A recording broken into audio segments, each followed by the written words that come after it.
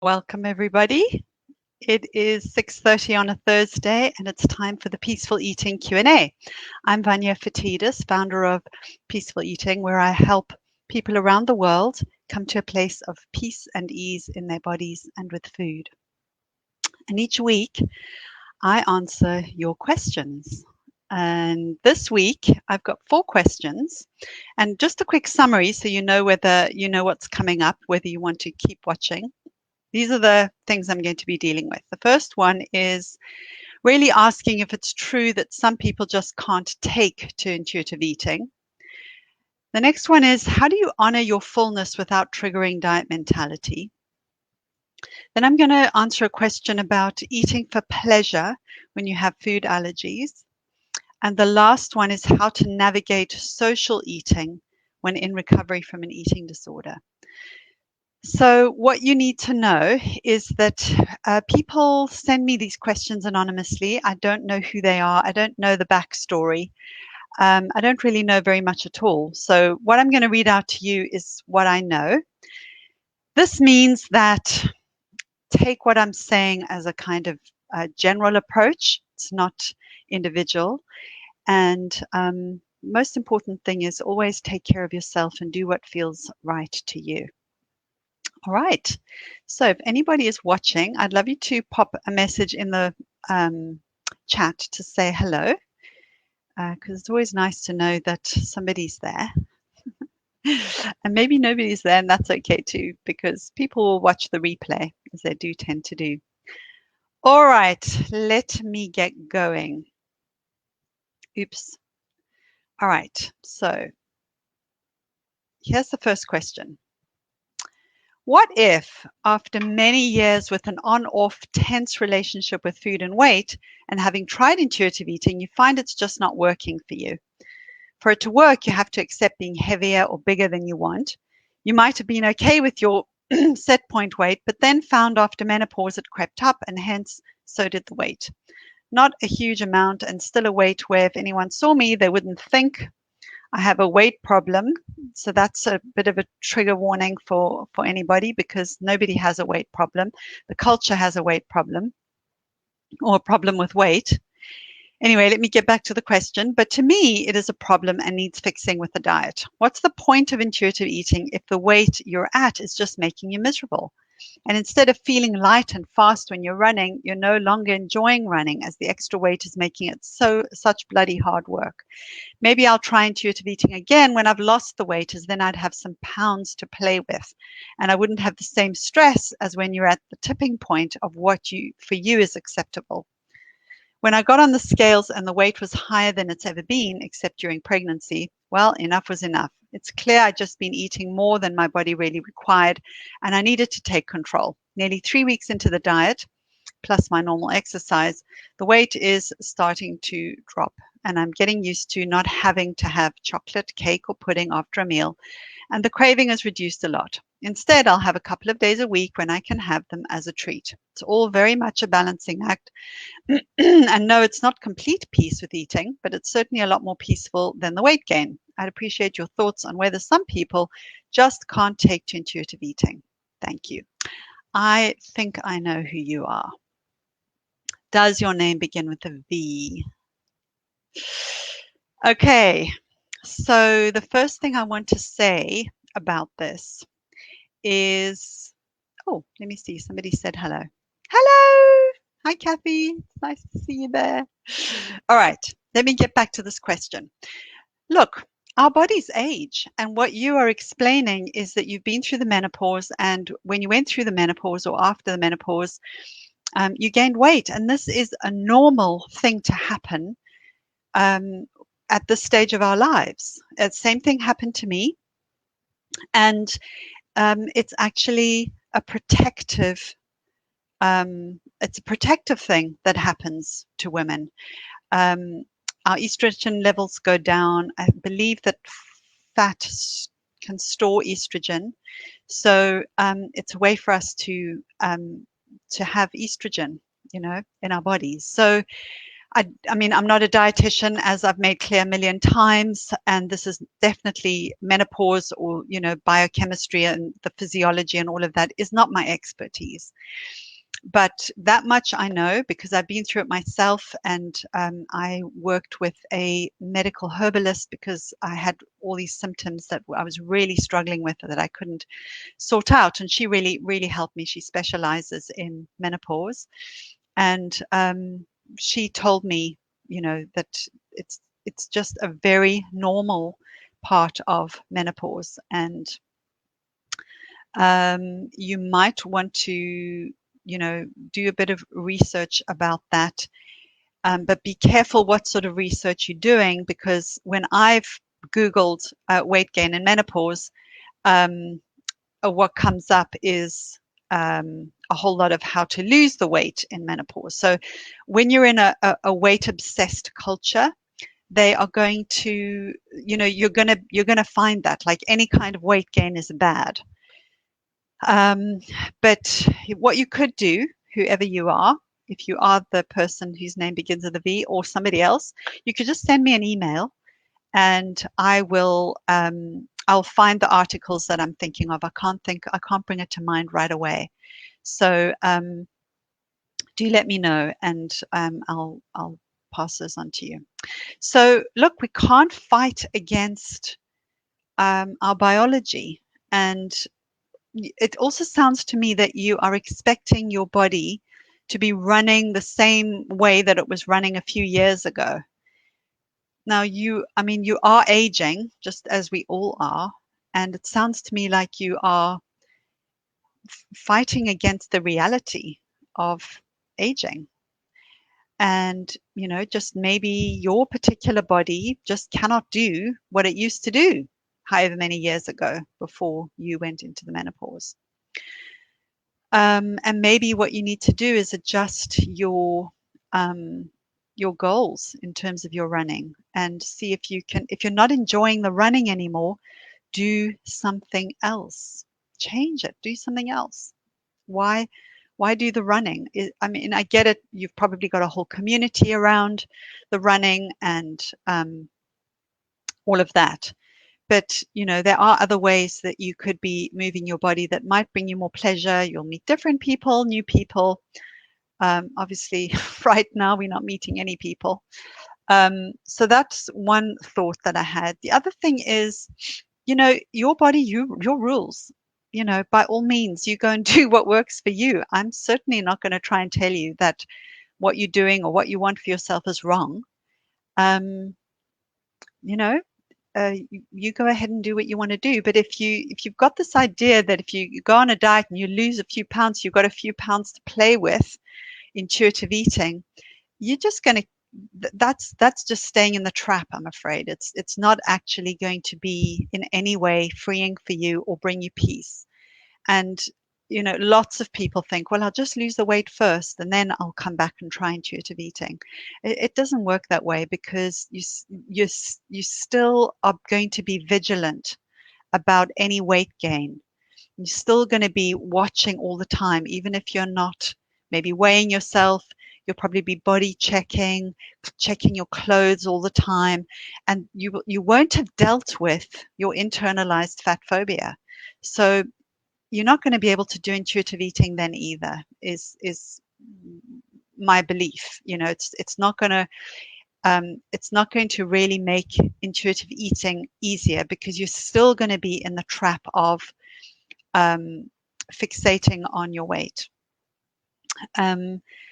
So that's what I say to you. I mean, the other thing is that, perhaps you need to invest in some support around this. If what you actually want is peace and ease, then maybe you actually need to invest in that for yourself if you can. All right, let me move on to the next question.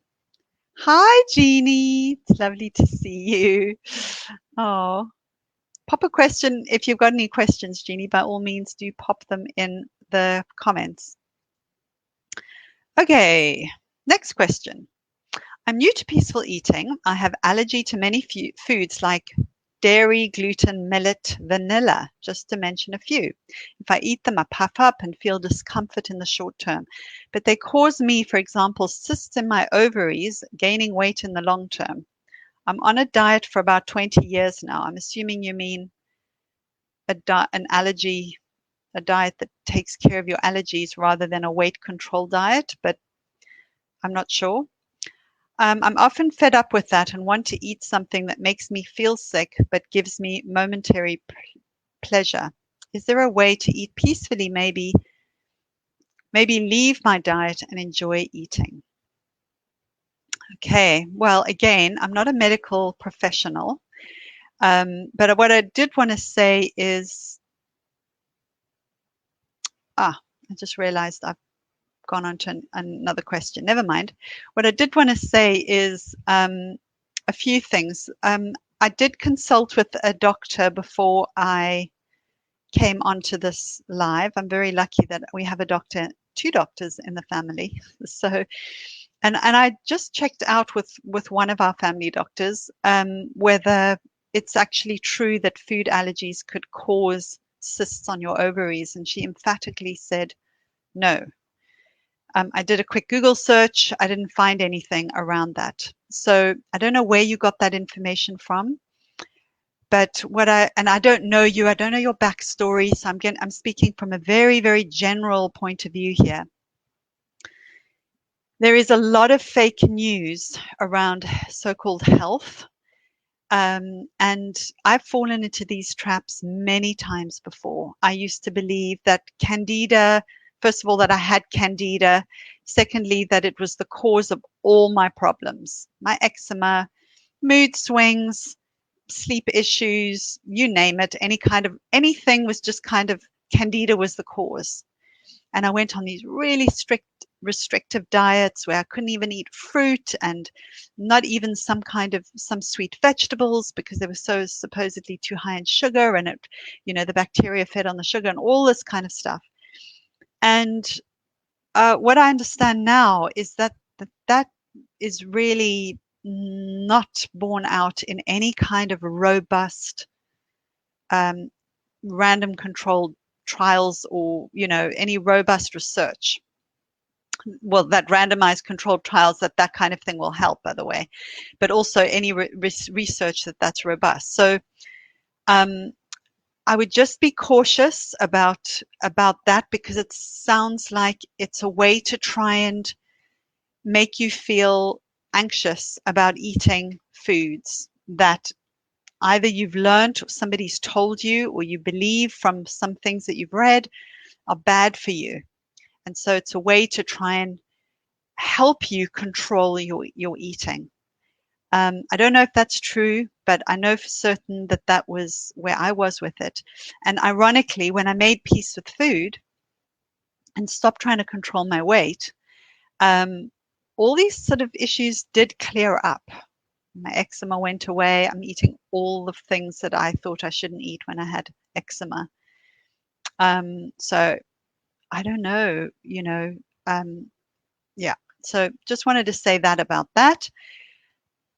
Also, it's not likely that eating any of these foods when you're eating with attunement to your body signals, or any food when you're eating with attunement to your body signals, is in and of itself going to cause any weight gain. Weights science is very complex, and in fact, it's not fully understood.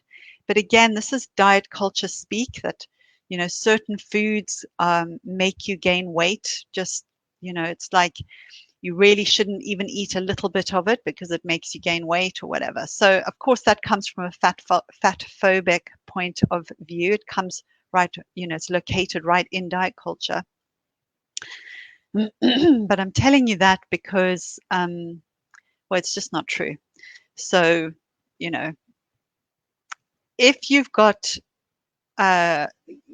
conditions like you talked about the discomfort and you said puffiness. So again, I'm not sure what that is relating to. It could be that with certain foods, you retain more water and therefore you appear puffy. You talk about discomfort. So I don't know, does that mean distension in your stomach? This kind of either crampy or you feel your tummy's like hard as a ball, and it hurts. Maybe it causes gas, bloating, that kind of thing. Um, and so, yeah, some foods do that to some people. Um, and maybe some of these foods are doing this to you. I don't know. If you were my client, what I would probably do is um, work with you on mindful eating so that you are really trying to get yourself into quite a relaxed state before you eat, because if you are more relaxed, you're going to digest better. And if you engage the relaxation response, it's called rest and digest. We have fight and flight, fight or flight, and we have rest and digest is the other side in terms of the two arms of the autonomic nervous system. So taking some deep breaths can just help to switch that on.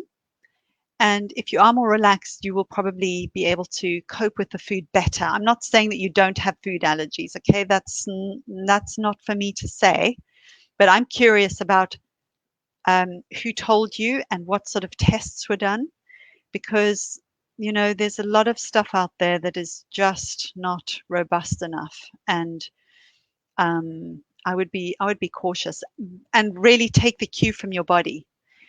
It might be that you would be able to find a certain threshold of eating certain foods that you can tolerate without the impacts on your short-term symptoms. What often happens is because you think you should be restricting or you are restricting, then when you give yourself the permission to eat those foods, you overdo it. And this is just the binge restrict cycle. So if you could just give yourself permission to eat these foods, assuming it's not going to be any kind of life or death consequence, if you give yourself permission to eat them, and then what you're trying to do is really eat them with as much attention and curiosity and pleasure as possible, and stop when you feel satisfied. Don't keep eating because you think, oh, well, I'm just going to eat it all now because tomorrow I'm not going to eat it again. That might be what is causing the discomfort, that you're overdoing it. So I hope that makes sense and is helpful to you. All right, let me go back to the question I missed out, which was this one. So I'm well on the way to employing many of the peaceful eating tools and give myself unconditional permission to eat whatever foods I feel like. Yay, you. Good for you.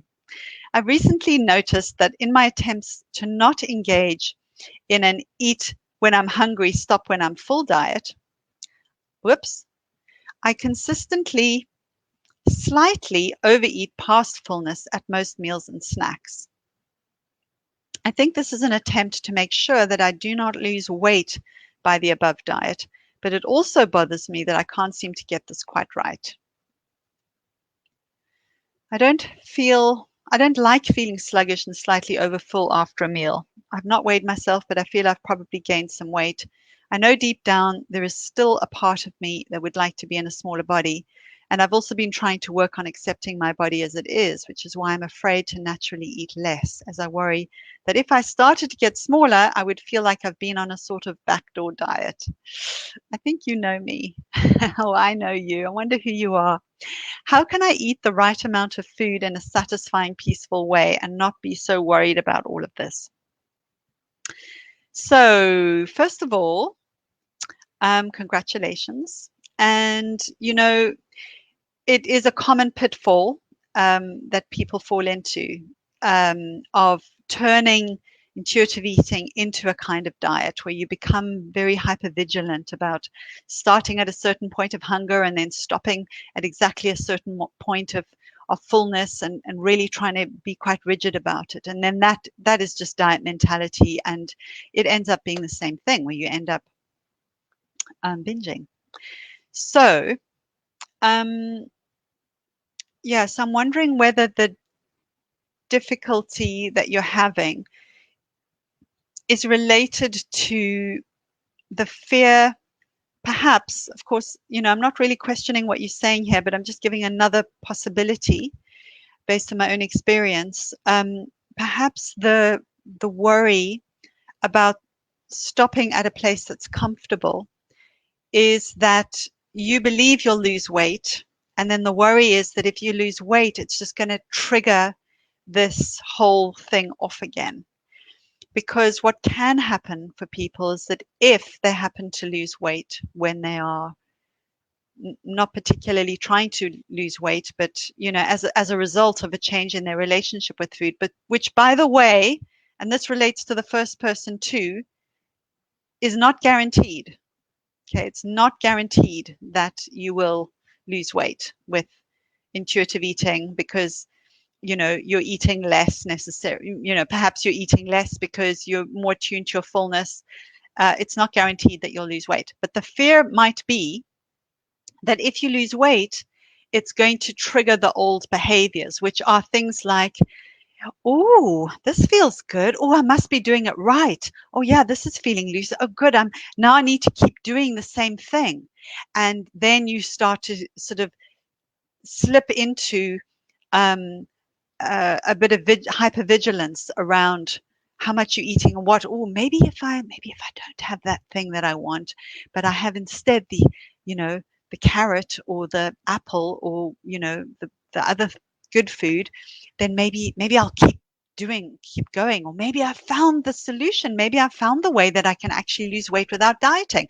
But actually, you kind of are still dieting. You are dieting, basically. It's just not called a diet. So sometimes that can be the fear, or rather, you so that whole part of your life was so kind of traumatic, really, that you really don't want to go there again. So it feels safer to just keep eating a bit more so that you don't tip back into that kind of behavior. I don't know if that's making sense to you. Um, so what do you do? Um, well, one thing I would suggest you do is make sure you don't do any body checking. I know you said you're not weighing yourself, but make sure you don't do any body checking. That's in the mirror, sort of, looking at your scrutinizing your body for any changes either way. Really try to get out of that habit. Um, um, keep working on letting go of your internalized fat phobia.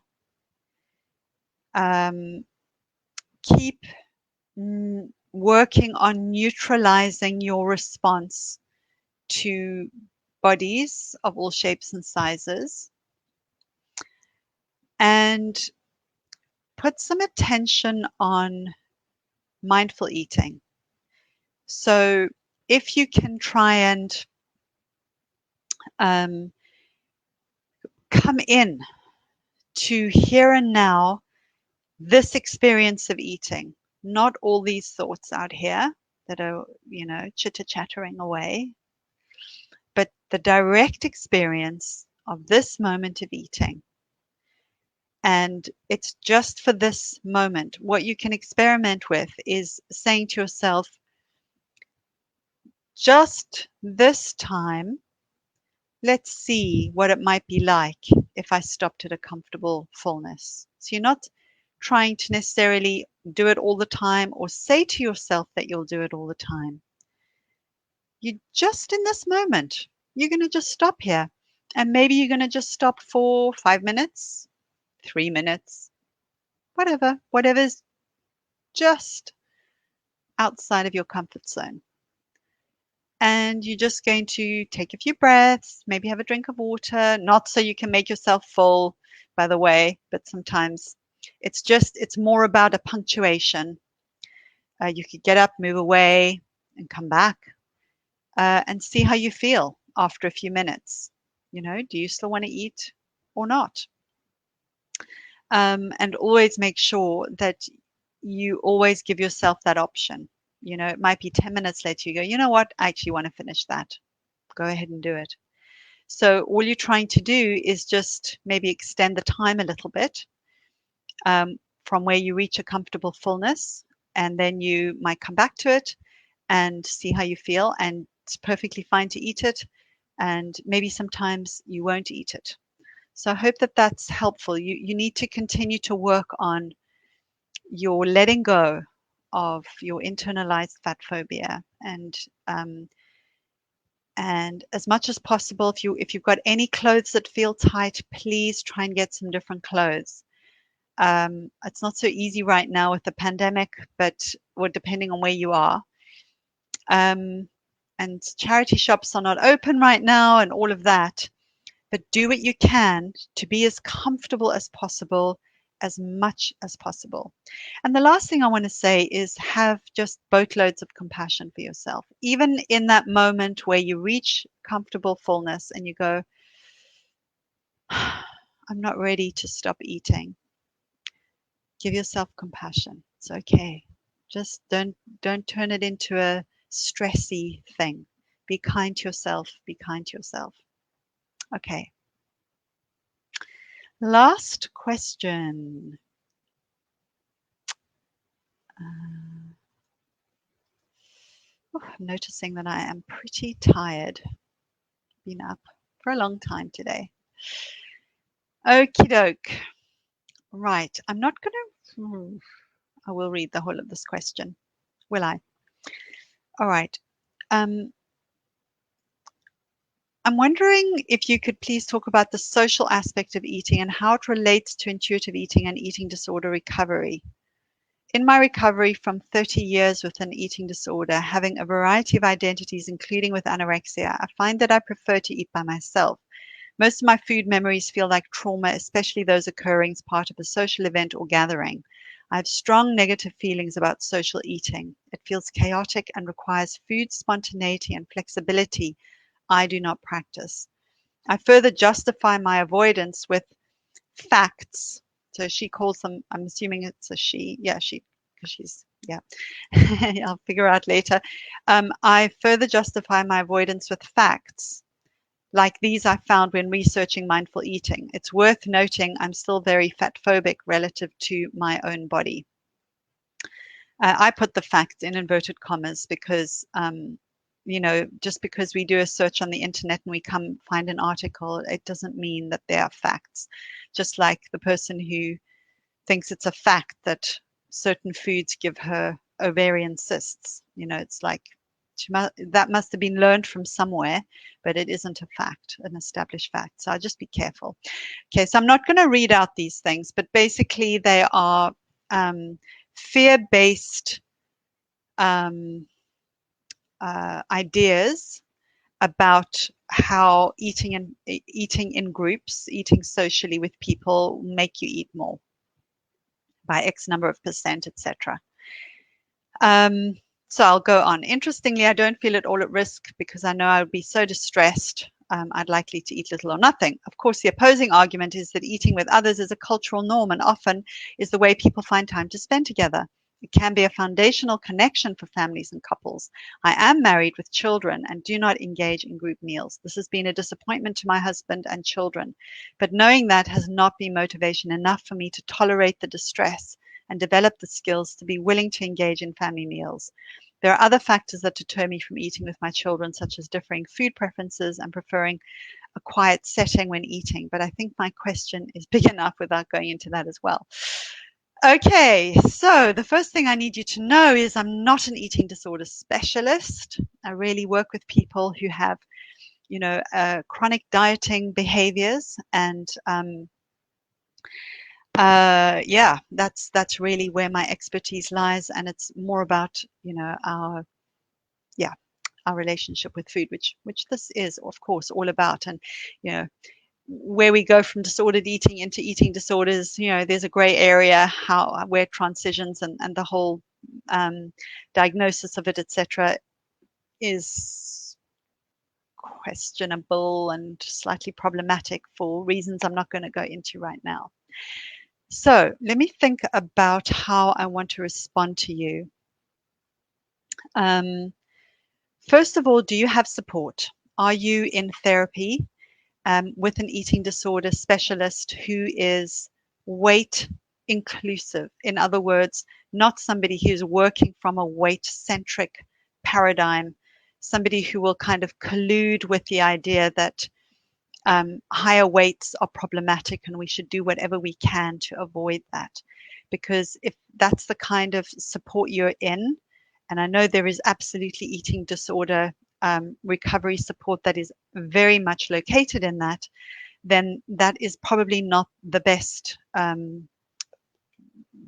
type of support that you could have. So if that is the case, I would be seeking somebody else, dietitian and or psychotherapist, who specialize in weight inclusive eating disorder support. All right. So also, you said in my recovery from 30 years with an ED, that is a really long time. And I don't know how long you've been in recovery. It sounds like you've got children who might be still quite young from what you're saying, differing food preferences. And so I don't know. I mean, it sounds like maybe your kids are quite young. So I don't know how old you are, how long you've been out of in recovery from your eating disorder. But just to say, please have compassion for yourself, have a lot of patience for yourself, be super, super kind and gentle on yourself. This is hard. If you do not have support, literally pull out all of the stops to get support, because this is really hard to do on your own. And yeah, I think you really do need the guidance and the support of a compassionate witness and somebody who can verify what is going on in your mind. For example, these things that you say about mindful eating, you know, the way I would respond to what you've said, I didn't read them out, but is that in a culture where we are so neurotic about food, which is, our culture, people I would say a lot of people who don't present as having eating disorders, a lot of people have a disordered relationship with food. They are, watching calories. They are watching carbs. They are certainly, or not certainly, but could also be watching their weight, weighing themselves and, cutting back a bit of hair and cutting out there and all of that. So there's a certain amount of restraint that is going on for vast swathes of people.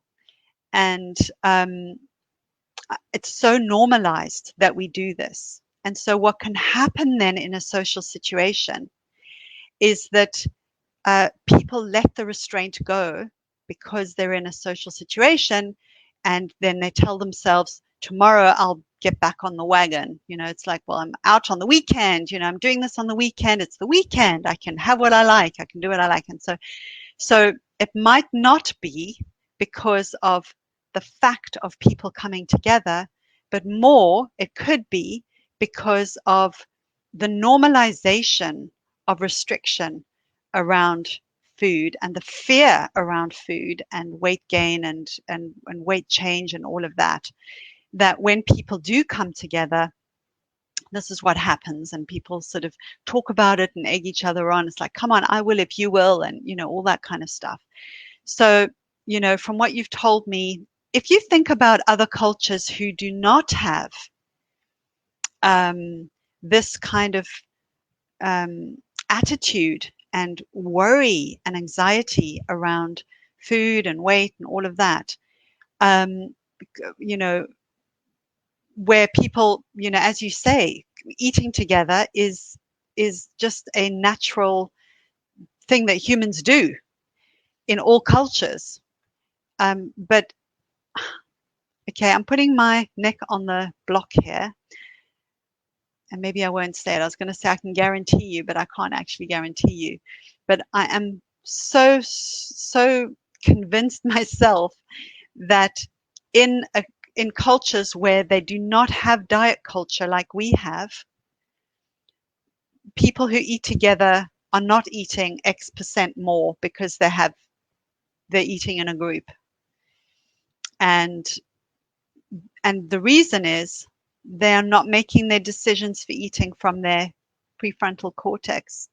They're making their eating decisions from their body's cues. And they haven't disrupted their body trust. So what I find for myself is when I used to, Sunday lunch with the extended family, whatever, oh my goodness, that was a free for all for me. I would eat so much because I gave myself the permission, because I restricted before and I'm going to restrict after. Well, this is me 10 years, 12 years, 13 years ago, right? Not now. But same situations now. Oh, well, not now because of COVID, but you know what I mean. And I can have Christmas, I can go to family parties, I can socialize, whatever. I'm not thinking about it, I'm not micromanaging. I very, very, very rarely um, eat past what feels comfortable to me. Occasionally I do, but it's not a big deal, but occasionally I do. But why is that? It's because my guidance is coming from here, and it's so natural to me now. Don't even need to think about it. I just know it's just like a small baby. They just will turn away, right? They've had enough. So, um, also you say that social eating requires food spontaneity and flexibility. And maybe there's something in there that is true, but it's not so black and white. And there are probably 25 baby steps that you could have from where you are now to eating with your family in very, very, very tiny steps that feel safe to you. So if you are working with somebody and this is something, well, you've brought it to me, so it's obviously something that you think about and that you would like to be free from. I think you can get there.